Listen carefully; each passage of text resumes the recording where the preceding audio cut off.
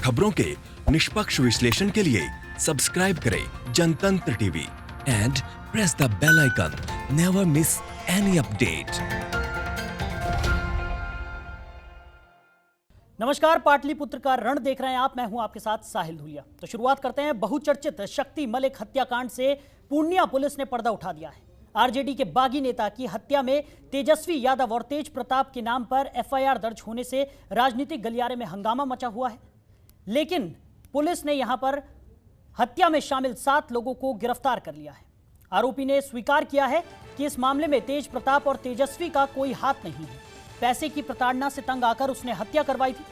दरअसल शक्ति मलिक पैसे ब्याज पर देने का काम करता था, जिसके बाद बिहार के नेता प्रतिपक्ष तेजस्वी यादव ने एक प्रेस कॉन्फ्रेंस की, जिसमें उन्होंने नीतीश कुमार और उनकी पार्टी के प्रवक्ताओं पर जमकर निशाना साधा है। इसी के साथ उन्होंने आरोप लगाया कि उन्हें और उनके भाई को राजनीतिक मकसद से फंसाया जा रहा था। साथ ही उन्होंने सीएम को चैलेंज किया है कि अगर उन पर लगाए इल्जाम झूठे साबित हुए, ऐसे में नीतीश कुमार, संबित पात्रा और जेडीयू के प्रवक्ताओं को उनसे माफी मांगनी होगी, और अगर वो माफी नहीं मांगते तो वो उनके खिलाफ मानहानि का मुकदमा दर्ज करेंगे।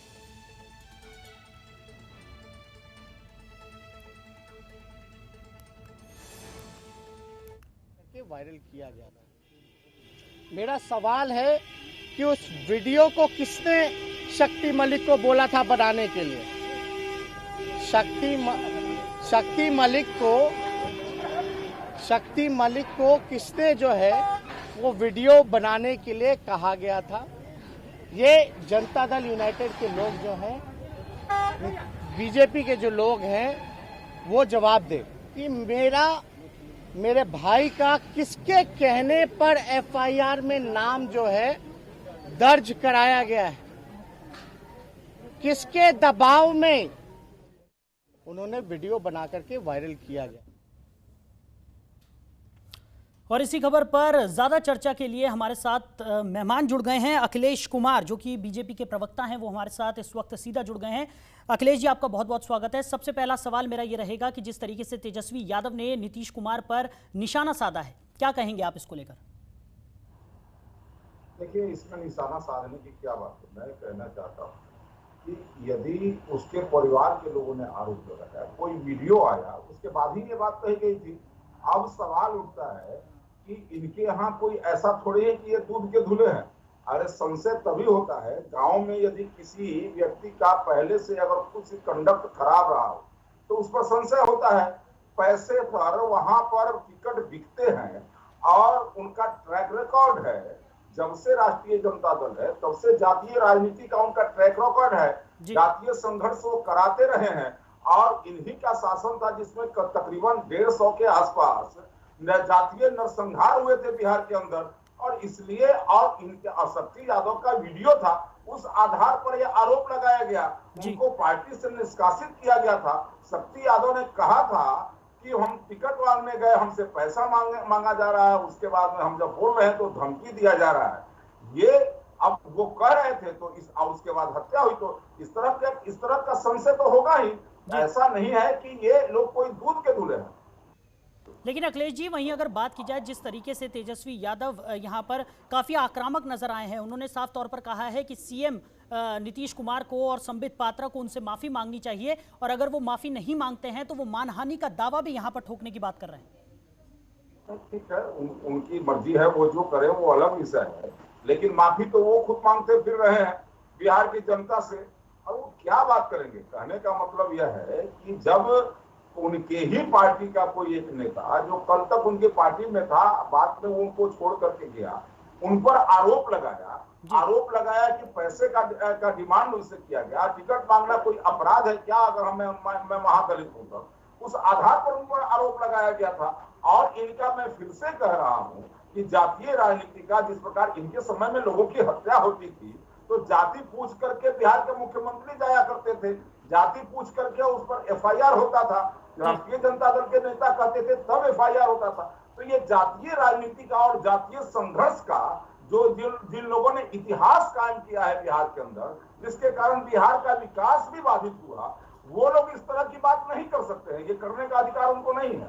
लेकिन अखिलेश जी, कहीं ना कहीं सवाल तो यहाँ पर उठाए गए थे साफ तौर पर। जिस तरीके से सीएम नीतीश कुमार की अगर हम बात करें या संबित पात्रा की हम बात करें, तो तेजस्वी यादव पर पूरी तरह से सवाल या निशान उन्होंने लगा दिया था। और अब जब इस पूरे मैटर में जब गिरफ्तारी हुई है, उसके बाद जिस तरीके से अब तेजस्वी यादव यहाँ पर पलटवार करते हुए नजर आ रहे हैं, उस पर क्या कहेंगे आप? बिल्कुल, मैं फिर से वही कह रहा हूँ कि ये आरोप किस आधार पर लगाया गया था। उसकी पत्नी का बयान सुनिए ना, मृतक के पत्नी का बयान सुनिए, उनके परिवारजनों का बयान सुनिए, उन लोगों ने क्या कहा। और उन लोगों ने जब कहा, उसके बाद नेताओं ने कहना शुरू किया। उन लोगों को संशय था। अब ये ऐसा थोड़ी है कि ये कोई मतलब कि कोई मनगढ़ंत और कोई कहानी रचा गया था। लेकिन यहाँ पर अखिलेश जी, सवाल ये उठता है कि इस तरीके से एक बयान के बाद इस तरीके से पूरी तरह नतीजन एक स्टेटमेंट दे देना, ये भी तो सही नहीं है ना?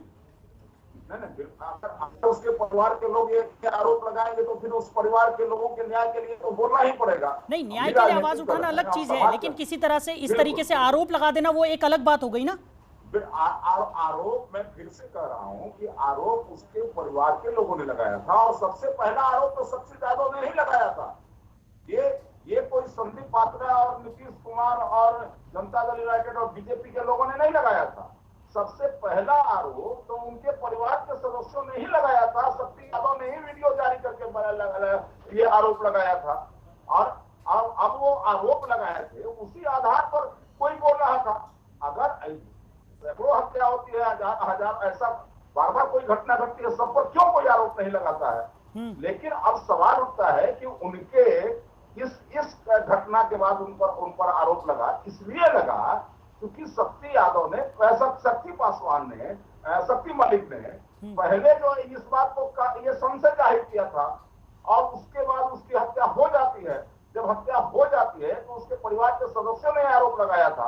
लेकिन मैं ये कहना चाहता हूं कि आज अगर कोई इस प्रकार का कहता है, जो वो अगर कह रहे हैं कि वीडियो किसके दबाव में बनाया गया था, तो मैं ये कह रहा हूं कि किसके दबाव में उन आरोपियों से ये कहलवाया जा रहा है कि ये तेजस्वी यादव इसमें बेकसूर है। ये कोई मतलब नहीं हुआ। अगर उस समय में वो कहा गया तो उस आधार पर ये बयान दिया गया। आज जो है परिस्थिति है वो आपके सामने है। लेकिन अगर वो कहते हैं कि किसके दबाव में, तो अखिलेश जी चलिए ये बात मान लेते हैं आपकी कि आरोप जो आपने लगाया वो सिर्फ परिवार के बयान के आधार पर यहाँ पर आरोप लगाए गए थे। लेकिन इस वक्त की जो स्थिति बनी हुई जी, इस वक्त की लेकिन जो स्थिति बनी हुई है उस पर अब आप क्या कहेंगे? शक्ति पासवान के खुद के वीडियो के आधार पर अब पुलिस जांच कर रही है। हमारी सरकार है, लेकिन इस सरकार में भी पारदर्शिता है और इसलिए पुलिस जांच कर रही है। और जांच करने के बाद जो निष्कर्ष निकलेगा उस आधार पर कानून कार्रवाई करेगा जी। इसमें कहां कोई संशय की स्थिति है? लेकिन अब जो स्थिति बन गई है, अब यहाँ पर तेजस्वी यादव ने जिस तरीके से आरोप लगाए हैं, जिस तरीके से उन्होंने साफ तौर पर यह कहा है कि मुझे और मेरे भाई को फंसाने की यहाँ पर कोशिश की जा रही थी, हमारी इमेज यहाँ पर खराब की जा रही थी, राजनीतिक माहौल है, उस पर इस तरीके का आरोप अब नीतीश कुमार और संबित पात्रा पर लगा रहे हैं। देखिए, वो क्या आरोप लगा रहे हैं, वो लगा रहे हैं, ये अलग विषय है। लेकिन किस छवि की बात करते हैं?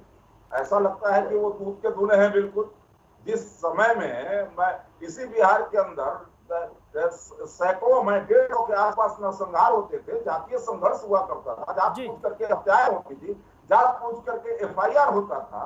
और वो लोग क्या, ऐसा छवि ऐसी बात कर रहे हैं जैसे ये लोग ये ऐसा कुछ किए ही नहीं है। इनके परिवार के लोगों ने जिस प्रकार से बिहार के अंदर जो माहौल निर्माण किया था, सबने देखा है। इनके परिवार के ही इनके बुजुर्ग थे, बुजुर्ग हैं, वो इसी बिहार में की राजधानी पटना में लड़कियों के बस में घुस करके छेड़छाड़ करते कराते थे।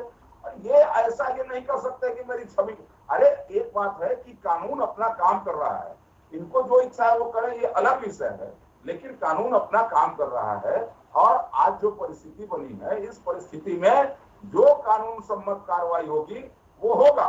बिहार के अंदर अगर कोई भी घटना घटती है, उस घटना के बाद जिस प्रकार से कानून अपना काम करता है, प्रशासन अपनी जिम्मेदारी का निर्वहन करता है, इस बात को वो याद करें कि जिस समय में बड़ी से बड़ी घटना के बाद भी FIR होना मुश्किल हो जाता था, लोग को बिहार छोड़ करके बाहर भाग जाना पड़ता था। लेकिन आज चोरी की गाड़ी तक CM हाउस में पकड़ी जाती थी और प्रशासन के और सरकार के संरक्षण में अपराध पड़ता था।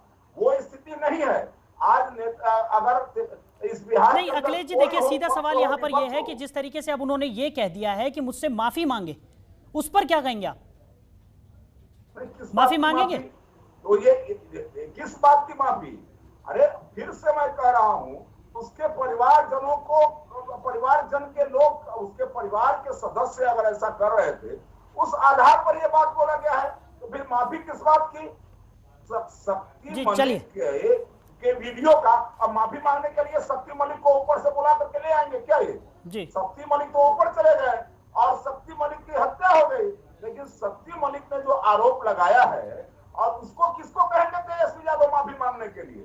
तेजस्वी यादव कह रहे हैं माफी मांगने के लिए, तो आरोप तो सबसे पहला शक्ति मलिक ने लगाया है। कहां माफी मांगने के लिए कहेंगे? गाड़ी से 70 लाख रुपया पकड़ा जाता है और टिकट की बिक्री होती है, नौकरी के नाम पर जमीन लिखवाया जाता है, और क्या लेकर के पटना में आए थे कि इतना अट्टालिका? चलिए अखिलेश जी, समय की कमी यहाँ पर है, आप बने रहिए जी। चलिए आप बने रहिए हमारे साथ। तो आपको बता दें कि तेजस्वी यादव ने यहाँ पर साफ तौर पर कहा है कि उनकी छवि को धूमिल करने की कोशिश यहाँ पर की गई थी और अब यहाँ पर सीएम नीतीश कुमार और संबित पात्रा को उनसे माफी मांगनी चाहिए। तो आगे इस पर क्या कुछ निकलकर सामने आता है, ये देखने वाली बात होगी। बढ़ते हैं आगे। बिहार विधानसभा चुनाव में टिकट नहीं मिलने के बाद वीआरएस लेकर राजनीति में आने वाले पूर्व डीजीपी और जेडीयू के नेता गुप्तेश्वर पांडे ने पहली बार मीडिया से बात की है। तो पटना में मीडिया से बात करते हुए गुप्तेश्वर पांडे ने बिहार की किसी भी सीट से टिकट नहीं मिलने के मसले पर बड़ा बयान देते हुए कहा कि राजनीति में कभी कभी ऐसा होता है कि जिसे आप सोचते हैं वो होता नहीं है।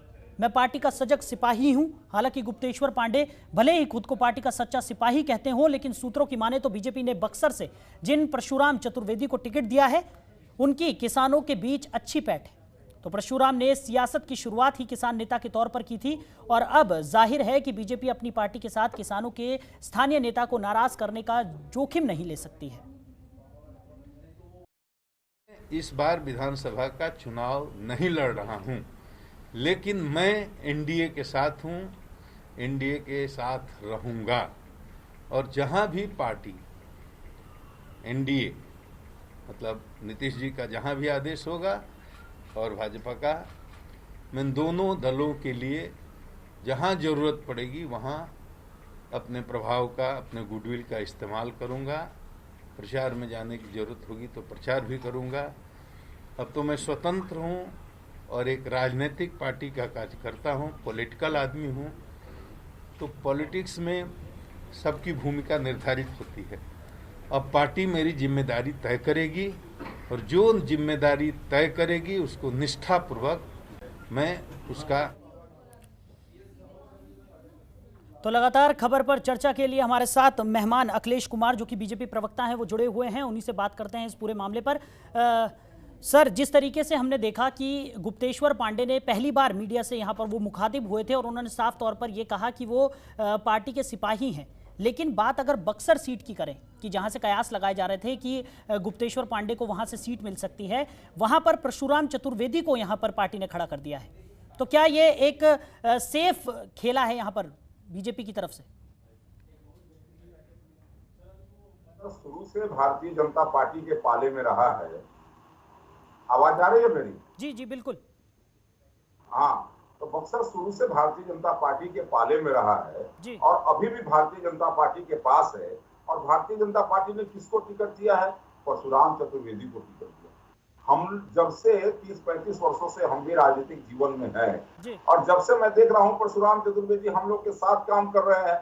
मैं आपको जानकारी देना चाहता हूं, परशुराम चतुर्वेदी किसान मोर्चा के राष्ट्रीय कार्य समिति में कई सत्रों से है और इसके साथ साथ कोई जाकर के बक्सर के किसी एक छोटे से बच्चे को भी पूछे तो परशुराम चतुर्वेदी जी को जानता है और कई वर्षों से लगातार किसान चौपाल चला करके और किसानों को किसान के हित में उनको खड़ा करने का प्रयास किए। उन्होंने जो सरकार की जो लाभकारी योजनाएं हैं वो पक्ष में रहे या विपक्ष में रहे, किसान को उस लाभकारी योजना का लाभ मिले इसका प्रयास करते रहे। और इस प्रकार के एक व्यक्तित्व है, एक कार्यकर्ता है, एक सामाजिक कार्यकर्ता है, एक राजनीतिक कार्यकर्ता है, लगातार जनता के सवालों को उठाते रहे हैं। जनता के सवालों पर, किसानों के सवालों पर एक उनका सकारात्मक रुख रहा है। ऐसे व्यक्ति अब रहा गुप्तेश्वर पांडे जी का, तो निश्चित रूप से वो अभी राजनीति में आए हैं, पार्टी उनके लिए या गठबंधन उनके लिए कुछ सोच रहा होगा और अच्छा ही सोचेगा। सब लोग हम लोग मिलकर काम कर रहे हैं, कोई सदन में रहकर सेवा करता है, कोई सदन से बाहर रह करके सेवा करता है, लेकिन हम सभी जनता की ही सेवा करते हैं। और ये बात अलग है कि कई बार ये लगता है कि नहीं, अगर हम सत्ता में हैं तभी सेवा कर रहे हैं, सत्ता में नहीं है, जैसे कि अभी लगा कि केवल सवाल पूछा जा रहा था कोरोना के समय में और लग रहा था कि हमको सेवा करने की जरूरत नहीं है। लेकिन एक राजनीतिक दल होने के कारण और राजनीतिक दल का कार्यकर्ता होने के कारण पहली जवाबदेही यह होती है जनता की सेवा करना। सदन में कोई रहे या सदन से बाहर रहे, आदरणीय पांडे जी का स्वागत है और वो राजनीति में अब आए हैं और उनसे बड़ी अपेक्षाएं और आशाएं हैं बिहार को, और वो लगातार सेवा करते रहे हैं, नौकरी में रहकर आज भी सेवा में लगे रहेंगे, ऐसा विश्वास है। जनता दल यूनाइटेड उनके बारे में निश्चित रूप से सोचे। चलिए अखिलेश जी, हमारे साथ जुड़ने के लिए और इस तमाम चर्चा के लिए आपका बहुत। बिहार विधानसभा चुनाव में अब ज्यादा समय नहीं बचा है, लेकिन इस बीच बिहार में एक और फ्रंट की एंट्री हुई है जो एनडीए और महागठबंधन को चुनौती देगा। आज आरएलएसपी प्रमुख उपेंद्र कुशवाहा और एआईएमआईएम प्रमुख असदुद्दीन ओवैसी ने एक प्रेस कॉन्फ्रेंस कर इस नए फ्रंट का ऐलान किया। इस फ्रंट के संयोजक देवेंद्र यादव रहेंगे और इसका नाम होगा ग्रैंड डेमोक्रेटिक सेक्युलर फ्रंट और इसमें कुल 6 पार्टियां शामिल हैं। तो फ्रंट की तरफ से मुख्यमंत्री पद के उम्मीदवार उपेंद्र कुशवाहा होंगे। इस फ्रंट में RLSP, AIMIM, BSP, Suhel Dev Bharatiya Samaj party, Samajwadi Janata Dal, जनतांत्रिक पार्टी। इस दौरान असदुद्दीन ओवैसी ने कहा है कि नीतीश सरकार ने 15 सालों में बिहार की जनता को सिर्फ धोखा दिया है, इसलिए अब बिहार को एक नए विकल्प की जरूरत है। हम बिहार की जनता से आग्रह करते हैं, प्रार्थना करते हैं कि उन दोनों को आपने 15-15 साल दिए, 30 साल, सिर्फ 5 साल इस गठबंधन को बिहार की जनता दे। हम बिहार की जनता से आग्रह करते हैं, निवेदन करते हैं, 5 वर्षों में हम लोग करके बताएंगे कि नौजवानों को रोजगार कैसे मिलता है इसी बिहार की धरती पे, शिक्षा की अच्छी व्यवस्था सरकारी संस्थानों में कैसे होती है हम बताएंगे, इलाज के लिए लोगों को दिल्ली नहीं जाना पड़ेगा, यह करके हम दिखाएंगे।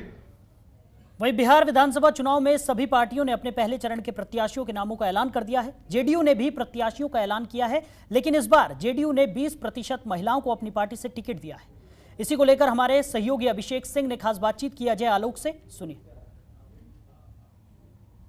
बिहार में चुनावी रणभेरी बच चुकी है और सभी राजनीतिक पार्टियों ने अपने प्रत्याशियों के नाम की घोषणा कर दी है। इस वक्त हमारे साथ बात करने के लिए जदयू के प्रवक्ता अजय आलोक जी हैं। सर, जदयू ने भी अपने प्रत्याशियों के नाम की घोषणा कर दी है। इस बार जदयू ने महिलाओं पर अपना भरोसा जताया। देखिए, महिला सशक्तिकरण के लिए हम आज से नहीं, जब से सत्ता में आए तब से इसी पे काम कर रहे हैं। पंचायतों में आरक्षण, उसमें महिला को 50% की भागीदारी सबसे पहले 2006 में हमने किया। आज बिहार अकेला ऐसा राज्य है जहां बिहार पुलिस में 35% आरक्षण महिलाओं को है। महिला सशक्तिकरण के नाम पे ही, महिलाओं के डिमांड पे ही बिहार में शराबबंदी लागू की गई। आप बिहार में देखिए कि पूरे महिलाओं का कॉन्टेक्स्ट किस तरह से बदला है। आज अब पटना हो जाए, गया हो जाए, बिहार के किसी भी चौक चौराहे पे ट्रैफिक पुलिस में देखिए महिला कितनी आ गई है। तो जब तक समाज की आधी आबादी का उचित सरोकार उनको नहीं मिलेगा, उचित जगह उनको नहीं मिलेगी, तब तक पूरे समाज का विकास नहीं हो सकता है। इसी सोच के तहत लगभग 20% टिकट हमने महिलाओं को दिया, जो कि कम है हमारे हिसाब से। अगले चुनाव में हमारा टारगेट रहेगा कि हम चाहेंगे कि महिलाओं की भागीदारी कम से कम 35% की हो। एनडीए से सर एलजेपी अलग हो गई है, कितना प्रभाव डालेगी? कौन एलजेपी? कौन है एलजेपी? नहीं जानते हैं। आप लोग जानते हैं क्या? आपके साथ थी सर, चिराग पासवान। हमारे साथ कभी नहीं थी। चिराग पासवान कौन? नहीं नाम सुना हमने। आपके घटक दल है? मेरे घटक दल तो सिर्फ भाजपा है, और अब आई है हिंदुस्तानी अवाम मोर्चा और विकासशील इंसान पार्टी। इसके अलावा तो एनडीए में कोई नहीं है। आप लोग जानते होंगे, हमारे नॉलेज में नहीं है। जो साथ में ही नहीं है तो उसके अलग होने से कौन सा असर पड़ेगा? आखिर क्या वजह हो गई कि चिराग नीतीश कुमार से इतने खफा हो गए?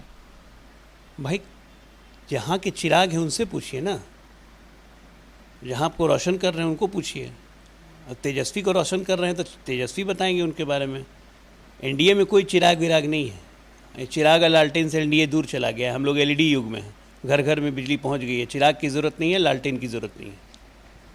तो हमारे साथ थे जदयू के प्रवक्ता अजय आलोक जी, जिनका साफ तौर पे कहना है कि अब जो युग है एलईडी का युग है, लालटेन और चिराग का युग खत्म हो चुका है। पटना से जनतन टीवी के लिए अभिषेक सिंह की रिपोर्ट। खबरों के निष्पक्ष विश्लेषण के लिए सब्सक्राइब करें Janatantra TV and press the bell icon. Never miss any update.